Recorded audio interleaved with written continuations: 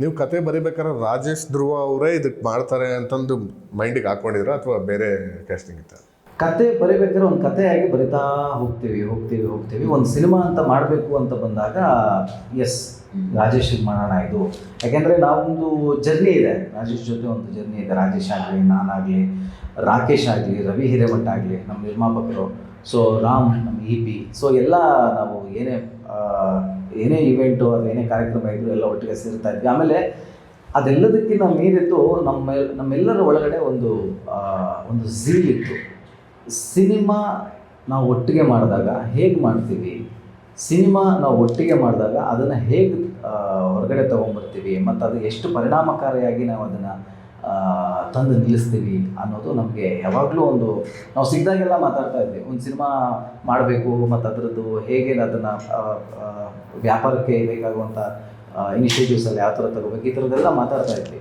So ಯಾವಾಗ ಒಂದು ಕತೆ ಅಫ್ಕೋರ್ಸ್ ದೂರದರ್ಶನ ಅಂತ ಆದಮೇಲೆ ಒಂದಷ್ಟು ಕತೆಗಳು ತಲೆಯಲ್ಲಿ ಬರುತ್ತೆ, ಬಟ್ ಅದರಲ್ಲಿ ಯಾವುದು ಬೆಸ್ಟು ಅಂತ ಯೋಚನೆ ಮಾಡಿದಾಗ ಸೊ ಇದು ನನಗೆ ಇದನ್ನು ಈಗಿನ ಸಮಯದಲ್ಲಿ ಈ ಥರದ್ದೊಂದು ಕಥೆನ ನಾನು ಮಾಡ್ಬೋದು. ಯಾಕೆಂದರೆ ದೂರದರ್ಶನಕ್ಕೂ ಇದಕ್ಕೂ ತುಂಬಾ ಅಜಗಜಾಂತರ ವ್ಯತ್ಯಾಸ ಇದೆ ಅದು ಎಲ್ಲ ವಿಷಯದಲ್ಲೂ. ಸೊ ಹಾಗಾಗಿ ಇಲ್ಲ, we have to prove something and ಇವತ್ತಿನ ಆಡಿಯನ್ಸ್ಗೆ ಏನೋ ಕೊಡಬೇಕು ಅಂತ ಅನಿಸಿ ವಿ ಡಿಸೈಡೆಡ್.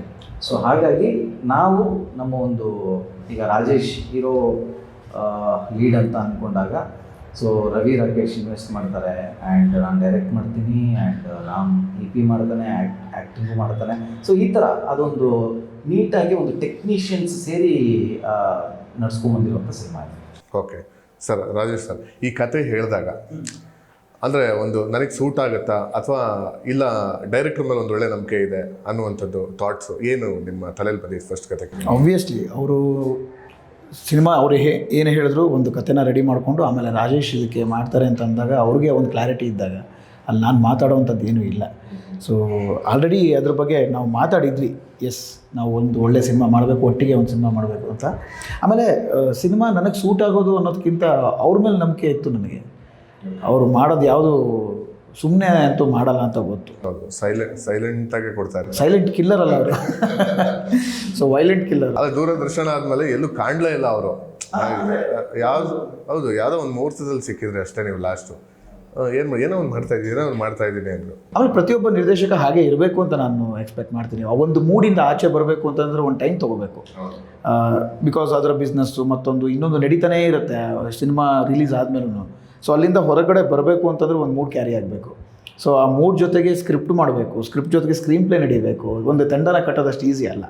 ಸೊ ಎಲ್ಲರೂ ಹೇಳ್ತಾರೆ ಏನಕ್ಕಷ್ಟು ಗ್ಯಾಪು ಅಂತ ತುಂಬ ಜನ ಕೇಳ್ತಾರೆ, ಗೊತ್ತಾ? ಅದಷ್ಟು ಈಸಿ ಅಲ್ಲ. ಅದಕ್ಕೆ ಅದರದ್ದೇ ಆದಂಥ ಒಂದು ಪ್ರೊಸೆಸ್ ಇದೆ, ಪ್ರೋಗ್ರೆಸ್ ಇದೆ, ಎಲ್ಲನೂ ನಡೀತಾ ಇರುತ್ತೆ. So Peter ಹಾಗಾಗಿದ್ದು.